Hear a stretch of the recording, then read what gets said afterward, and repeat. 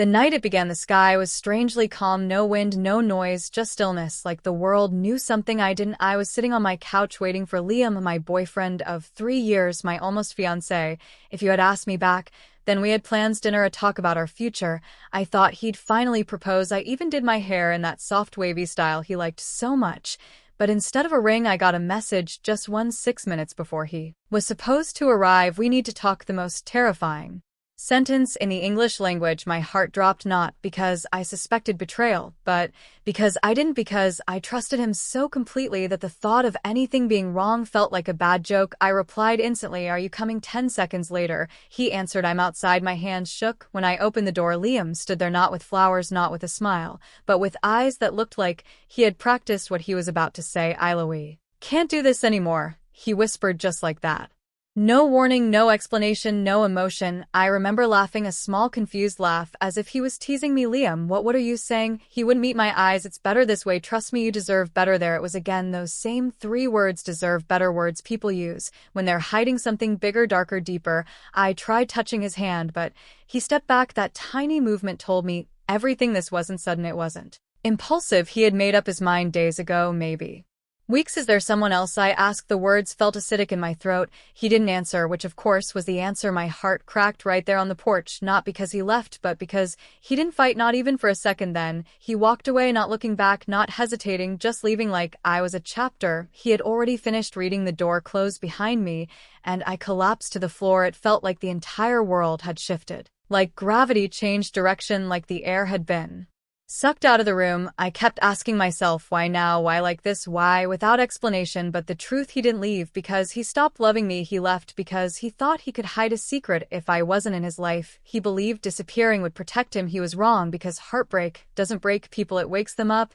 And that night I woke up the next morning, the world looked different. It wasn't brighter or darker, just distant, like I was watching my own life from the outside. I didn't cry again, not because I wasn't hurting, but because the hurt transformed into something else, something sharper, more focused. Not revenge, not yet, but curiosity, a painful, cold curiosity that whispered, "He's lying." I knew Liam better than he thought. He wasn't the type to walk away without a reason, not for me, not from us. So I started looking for answers. The first place was simple: his social media. He didn't post anything, no new pictures, no new comments. His status still said in a relationship.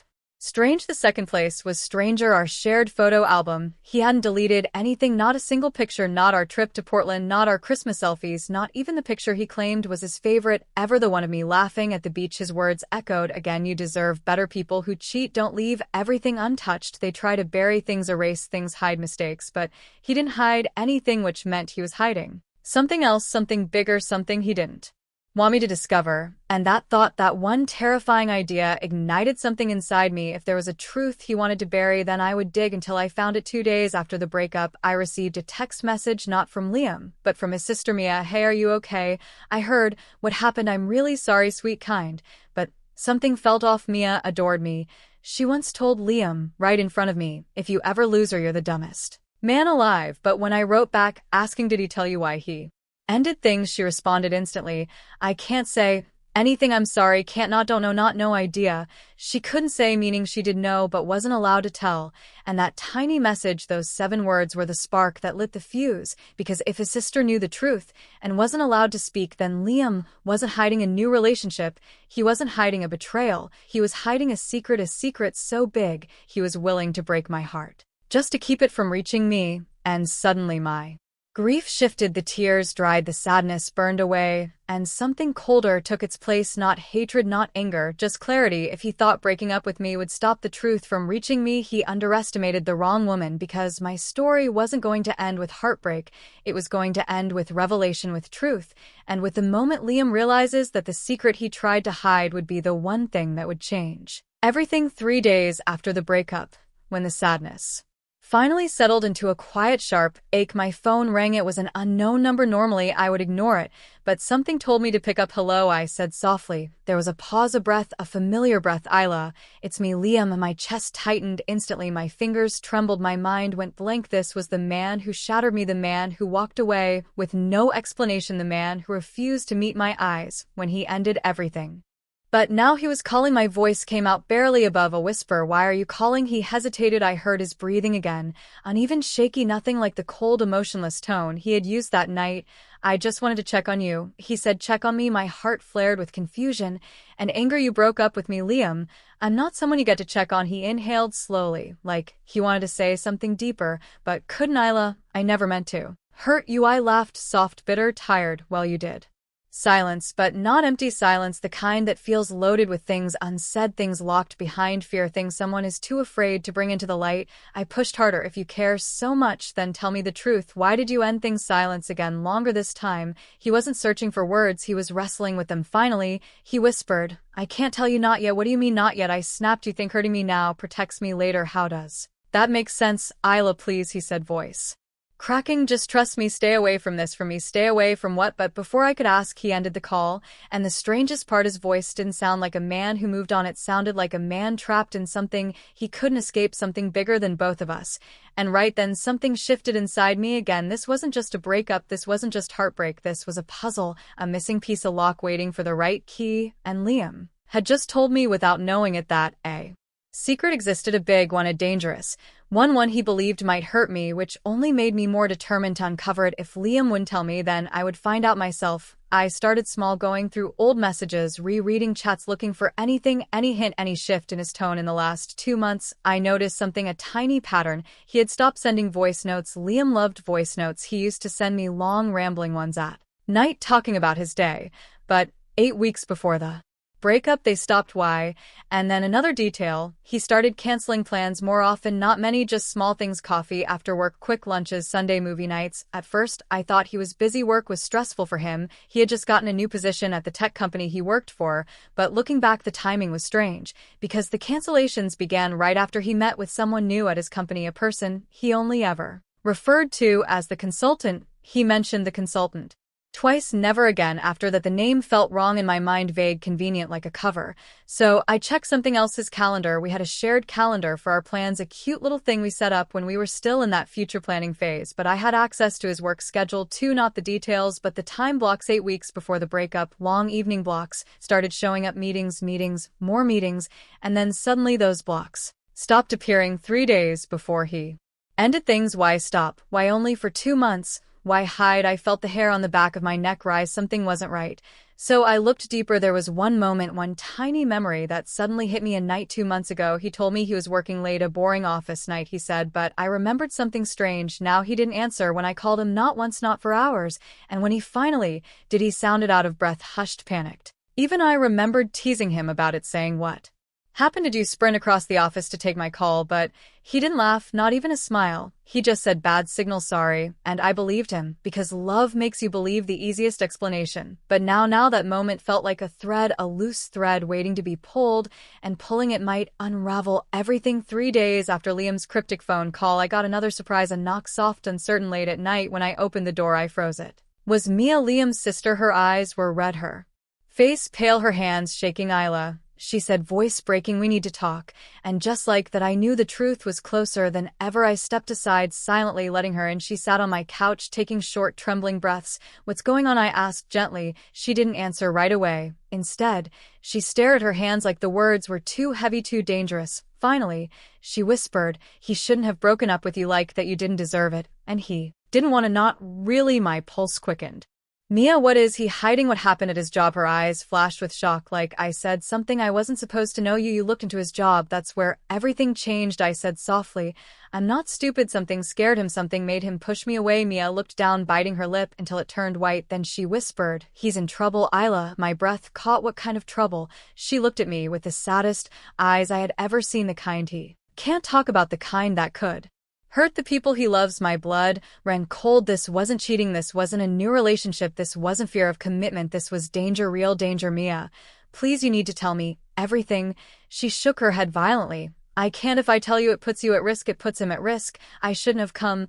I couldn't stay silent anymore. I leaned closer, voice steady. He already broke me, Mia. What more could happen? She met my eyes and whispered the line that sealed my fate. You're the reason He ended things to keep you safe from what, safe from who, and just like that the entire story flipped. Liam didn't leave because he stopped caring, he left because he cared too much, but the secret wasn't going to stay buried forever, not with me digging, not with Mia cracking, not with Liam calling me like a man drowning underwater, and in that moment, I made a silent promise. If there was a truth he was trying to protect me from, I would find it, and I would reveal it, not just for me, but for him.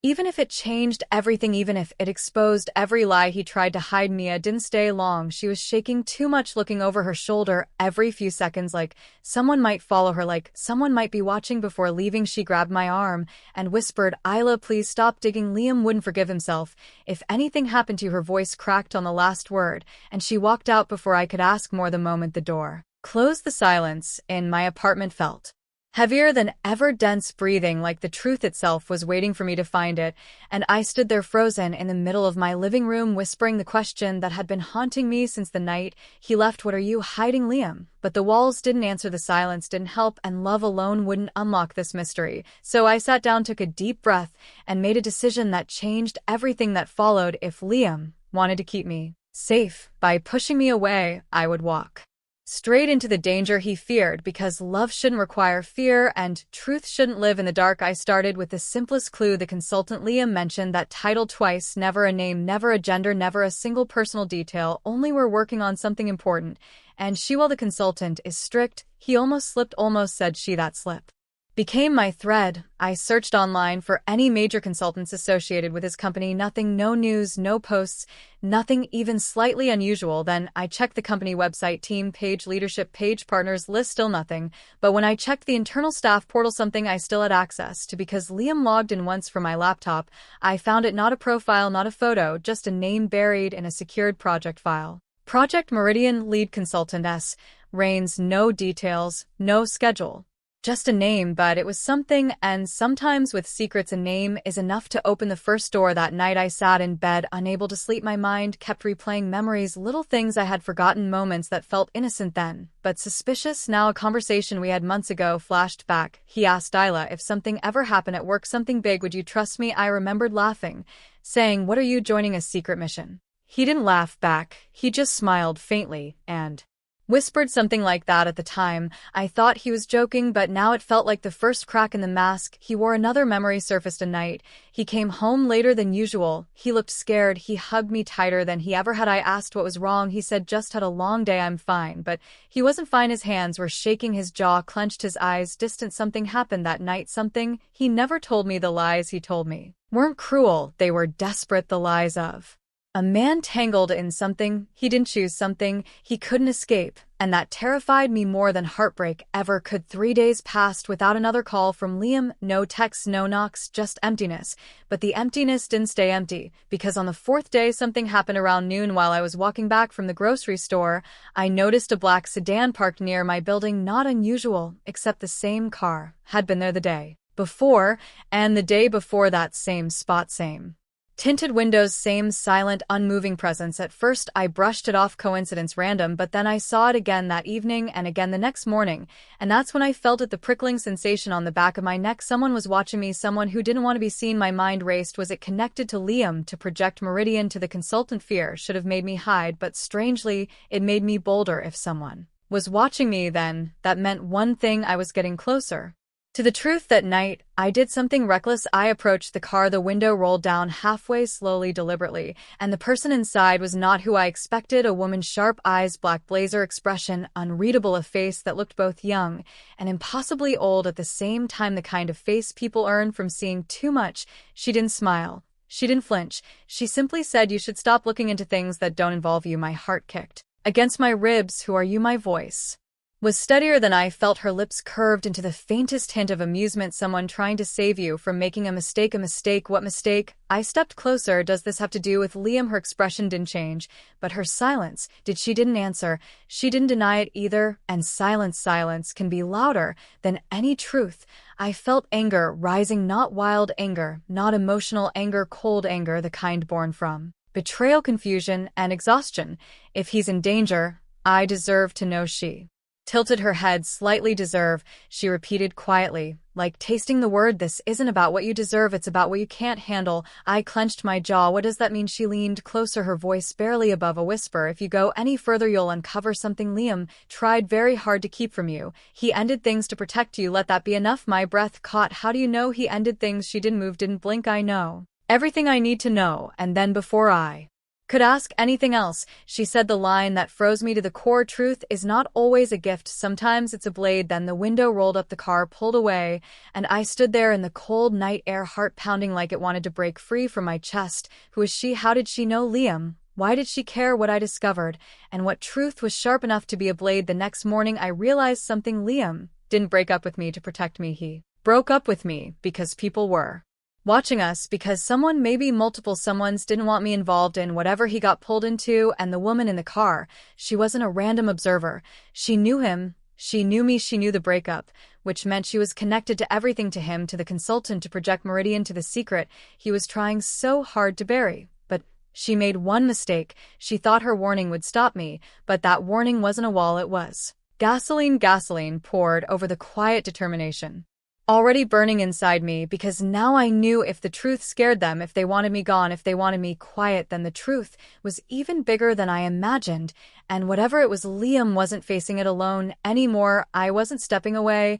I was stepping in. Days after the confrontation with Rains, the tension that had shadowed my life began to lift. The cafe where Liam and I first reunited became our refuge. Every conversation was measured, careful, yet tender. We didn't rush into nostalgia or old routines. Instead, we reflected, analyzed, and quietly celebrated the truth that had finally emerged. The danger wasn't entirely gone. Corporate webs and shadowed schemes are rarely simple, but the exposure had shifted the balance of power. Those who had tried to manipulate, intimidate, or conceal could no longer hide behind silence. Justice wasn't perfect, but it was beginning to take shape, and Liam, he looked lighter, freed from the weight of the secret. He could finally breathe, and for the first time in months, I felt hope, not just for him, but for us. One of the hardest lessons we learned was about trust, not blind trust, not naive trust, but deliberate, conscious trust. Liam and I started small, shared details, carefully rebuilt routines, and slowly, almost imperceptibly, the emotional walls began to fall. I realized that betrayal, heartbreak, and fear can be powerful teachers. They force us to see who we are, what we can endure, and what is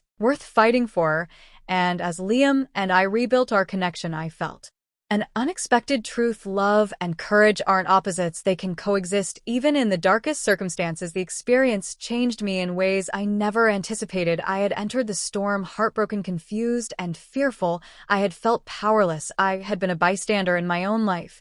But in chasing the truth, confronting danger, and facing betrayal head on, I discovered a resilience I never knew I had. I learned how to think strategically under pressure, face fear without letting it control me, turn heartbreak. They fear what the into world motivation can do to us, rather than despair. And even when we feel abandoned, love motivated by malice, transforms, it grows. Secrecy motivated by protection. Most importantly, truth, I learned that revenge is not about cruelty or retaliation. When is about reclaiming your narrative, exposing lies, restoring balance. Navigated life is never the storm. We embraced a new approach, transparency, clarity, where possible boundaries were necessary. The power of intuition, the strength of courage, the necessity of honesty. I learned that realized those who something beautiful sometimes betrayal, every secret, stepping away, not because they love us, we weren't the same people we were when this story began. We were stronger, wiser, more resilient, and while shadows may always linger in the corners of life, we had learned how to shine light on them together. Now, as I recount this story, I understand the power of revelation. Secrets hidden in darkness are never permanent. Betrayal, though painful, can ignite courage and clarity. Heartbreak can be a crucible forging resilience. Love, even when tested, has the capacity to guide us through danger if paired with wisdom. And most importantly, the truth is not just a weapon, it is freedom, it is justice, it is the light that exposes deception, heals wounds, and restores balance. By confronting fear, uncovering betrayal, and acting with determination, I found not just answers, but empowerment. And that is the ultimate lesson of my journey. When heartbreak strikes, do not let it destroy you, let it sharpen you, let it teach you, and let it guide you toward the truth. No matter how hidden, dangerous, or unexpected it may be, if there is one thing I want you to take from this story, it is this: life may betray us, people may deceive us, the world may seem unfair, but courage, resilience, and the pursuit of truth are stronger than betrayal, and sometimes the heartbreak we endure is exactly what prepares us to expose the secrets that could change everything.